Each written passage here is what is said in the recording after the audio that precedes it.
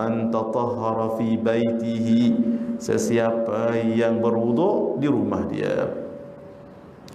Thumma, kemudian dia pergi ke Masjid Quba. Masjid Quba, tuan-tuan, di Madinah akan siapa yang ikut umrah akan ada ziarah ke Quba. Memang disuruh mutawif akan pesan berwuduk. Nah, cuma saya nak tambah lagi supaya tuan-tuan pergi, jangan pergi saja-sajalah. Kalau boleh biar cari mutawif yang tahu sejarah dekat situ. Nah, kalau masuk di Quba, masuk di Quba tu, Masjid Quba, kita dah parking bas gitu kan. Kan bila nak masuk tu, katalah ini Masjid Quba ya. Ini Masjid Quba. Ini jalan. Nah, perasan tak depan ni ada fountain? Ada fountain depan ini. Sini kedai Pepsi. Bila nampak sini Pepsi besar, nah. Pergi 2-3 kali nampak Pepsi dah ada lagi. Tahun tu yang ingat nah. Pepsi. Sini ni jalan ni. Seberang jalan tu ada satu kedai Pepsi dia tu besar. Sini ada fountain. Sini kalau nak tangkap gambar boleh ya. Pasal apa? Dikatakan di sini Nabi pernah menerima wahyu daripada malaikat Jibril alaihissalam. Nak tangkap gambar, biar tempat yang ada nilai-nilai sejarah. Ini saksi-saksi bisu ni. Kalau mereka boleh bercakap, Allahu Akbar. Kita pula nanti teruk bahaya kalau dia bercakap. Tak ada masuk Quba, pengsan tang tu. Bila nak masuk ke Masjid Quba, tolong diingat kan Masjid Quba tengah ni ada lorong nak masuk tu. Tangkap lagi gambar kat sini. Tengoklah yang mana sesuai, tangkap gambar dulu ke sembahyang dulu Tengok keadaan. Ni saya bagi tahu ni bila ada masa free nak masuk tang ni, sebelum masuk tengah ni pergi dekat bucu dia ni. Bucu ni. Kemudian di betul-betul di bucu ni ada satu kawasan rumput warna hijau, dan di situ ditanam ada 3 batang pokok kurma. Kira 1, 2, 3 memang ada. Saya tak tahu lah jadi 2 jadi 1, saya tak tahu. Tapi pergi baru Ramadan baru ni ada lagi 3. 1, 2, 3. Itu jangan sembarang tuan-tuan. Di sini adalah tapak satu perigi, namanya bi'ir. Kita panggil bir kan. Kita panggil Bir Ali kan, daripada Madinah nak pergi ke Makkah kan nama tempatnya Bir Ali. Tempat kita berniat miqat, itu namanya miqat. Asalnya bukan bir tapi bi'ir, bi'run ni maksudnya perigi. Ali bukan Sayyidina Ali, tapi ada orang infak namanya Ali. Hartawan ketika itu, jadi orang attach nama beliau Bir Ali, tapi Ali itu bukan Sayyidina Ali. Tapi ada orang yang baik hatilah, dermawan, dia buat perigi kat situ untuk orang-orang yang nak masuk mengerjakan umrah di tanah Makkah. Situ akhirnya nama tu disebut Bi'ru Ali. Baik. Ini cerita kat Madinah ni. Cerita kat Madinah. Ini di Masjid Quba dulu. Di situ ada 3 pokok kurma. Tangkap gambar kat situ.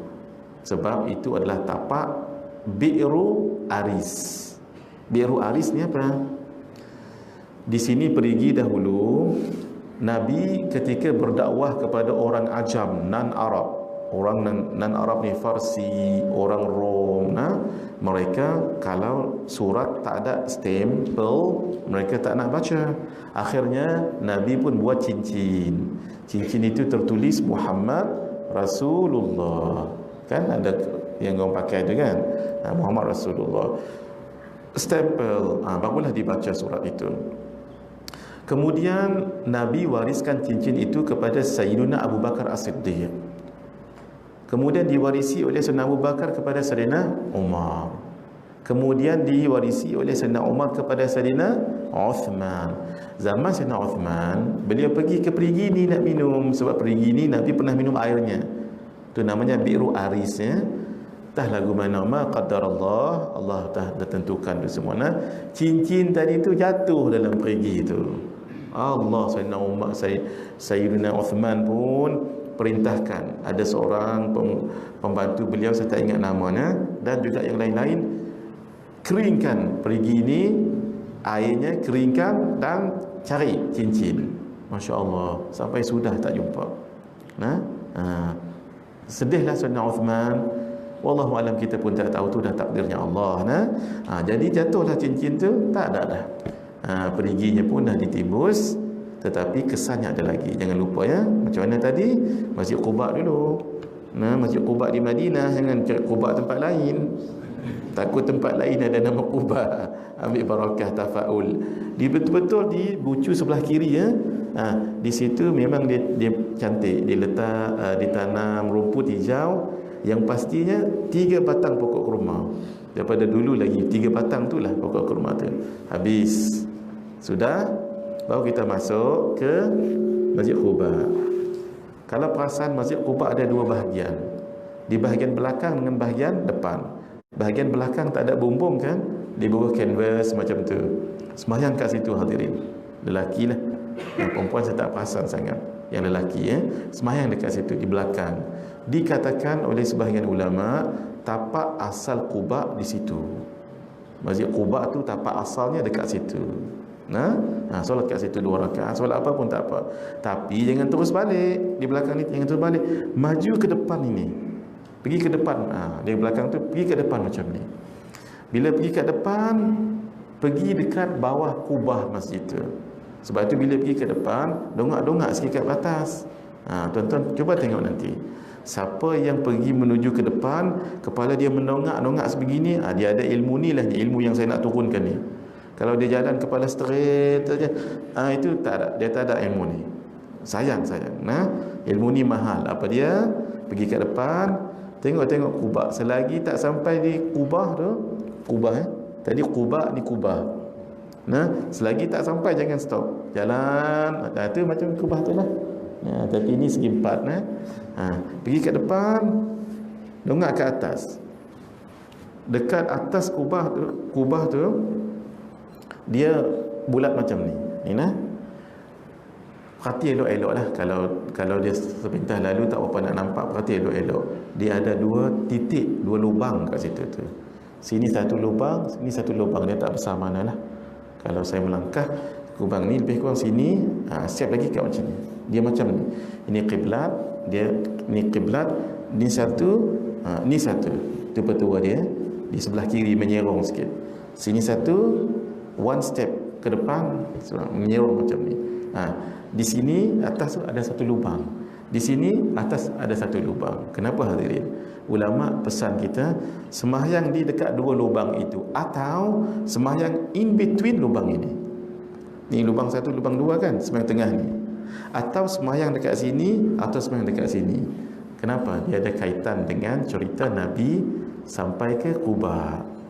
Bila Nabi sampai ke Quba, di situlah unta Nabi yang bernama Kiswah meletakkan kakinya dekat situ. Maka situlah first step Nabi dekat kawasan Quba. Di sini ni kita ambil barakah. Jadi macam mana nak tahu tadi? Yang tadi tu, pergi dekat Quba itu, tengok ada 2. Dulu dia letak warna merah dulu. Bila dah warna merah, ramai tahu. Jadi Saudi ni dia pantang, orang tahu ramai. Akhirnya dia cat balik jadi warna hitam. Hitam pun tak nampak sangat dah ni. Lubang nampak lubang. Tapi Saudi ni macam mana pun dia tak akan buang. Dia tak akan buang tanda. Sama juga dengan Masjid Qiblatain. Katanya ada Masjid Qiblatain juga kat Seremban ni. Dekat mana? Paroi. Masjid Qiblatain. Zaman Paroi. Masya Allah. Salah Qiblat katanya. Qiblatain. Masya Allah. Saya dulu pergi Bogor mengaji dengan Syekh Nuruddin. Cerita sikit, nanti kita patah balik ke Quba. Tak habis lagi ni. Ni tak habis lagi ni. Saya pergi ke Bogor. Kemudian sampai satu di Universiti Pertanian. Saya tak tahu. Saya pun solat lah Maghrib. Allahu Akbar. Situ kawasan universiti. Bila saya dah habis 1 rakaat, ni rakaat kedua, saya dengar ada bunyi macam hingat sikit, bunyi bising sikit, mahasiswa apa semua. Tiba-tiba ada seorang mahasiswa dekat saya. Saya sembang macam ni. Dia kata, dia bercakap sembang dengan saya. Dia, Pak, kiblatnya di sana. Nak cerita kiblatan tadi tu. Saya betul-betul macam ni, 180 darjah macam ni, menghadap belakang. Rakaat pertama ni, solat maghrib kan ada 2 rakaat lagi. Dia datang rakaat kedua tu, Pak, kiblatnya di sana. Apa harus saya buat? Jangan di mana? Di mana batal. Nah, jangan gitu. Nah, terus saja, terus menghadap kat sana. Jangan ditanya, terima kasih lah, baca. Maju kiblatan. Patah ke Quba tadi nah, tuan-tuan, sayang. Jangan tak ni nah. Insya-Allah yang itu rasanya Saudi tak buang dah. Nah, tengok tu surat kat situ. Kalau ada kesempatan, tapi ni jarang orang dapat. Kalau ada kesempatan, ni kan jalan tadi ni. Ni kan jalan di sebelah jalan ni betul-betul opposite ni, masjid ni. Di sini ada satu kebun kurma milik persendirian. Dalam tu ada nilai sejarah tu hadirin. Tapi tak semua orang boleh masuk. Dan mutawif tak semua tahu. Sebab dia kebun milik persendirian, ditutup sentiasa dengan pintu besi. Di situ tu paling kurang ada 2 tempat bersejarah, 3 tempat bersejarah. Yang pertama sekali, bila kita masuk pintu ni, pintu besi ni, betul-betul sebelah Quba.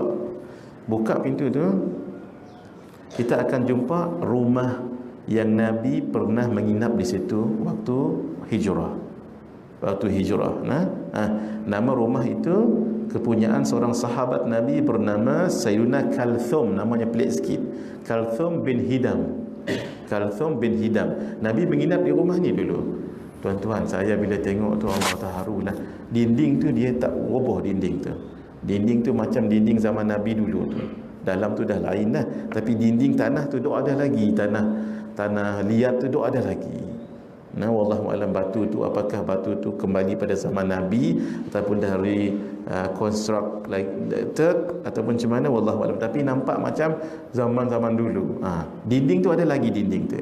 Masuk je pintu sini, dinding rumah tu ada lagi. Katanya rumah tu dah tak apa-apa ada lagi lah, tapi dikekalkan itu. Dekat dengan dinding ini betul-betul ada satu lagi perigi. Namanya perigi Rizik. Tadi perigi Aris, ini perigi Izik. Perigi itu Nabi pernah minum air dia. Sampai sekarang ada airnya. Sampai sekarang ada airnya lagi. Masya Allah. Dan air itu digunakan untuk mengairi kebun dalam tu. Dan satu lagi ni tempat yang bersejarah. Betul-betul di sini rumah tadi dekat sangat ni rumah, sini perigi. Betul-betul kawasan di sini. Di sini adalah tempat yang bersejarah. Ketika Nabi masuk ke Quba, orang-orang confused, mana satu Nabi, mana satu Sayyidina Abu Bakar. Sebab badan hampir nak sama. Sehinggalah Sayyidina Abu Bakar ambil ridak ni, nama ridak ya. Dan beliau buat sebegini. Bila beliau buat lindung sebegini, bermakna yang bawah tu adalah Nabi Muhammad sallallahu alaihi wasallam. Maka tahulah orang yang melindungi begini ni, ini Sayyidina Abu Bakar, yang di sini adalah Sayyidina Rasulullah sallallahu alaihi wasallam. Nak buat macam ni ada sanad ni. Ni ada sanad. Kami ada sanad ni. Pergi kat situ dapatnya. Saya tak tahu di Sikamat ni boleh tak buat ijazah tu. Rasanya tak kot. Kat sana baru dapat. Saya dapat ijazah daripada kawan saya. Saya duduk kawasan tu. Dia buat macam ni. Saya pula ijazah dengan orang duduk situ, saya buat macam ni. Tapi di sini, di Negeri Sembilan rasanya tak boleh ijazah benda tu. Rasanya tak boleh. Kalau tak, saya nak tudung semua pakai ini. Taib. Itulah hadirin.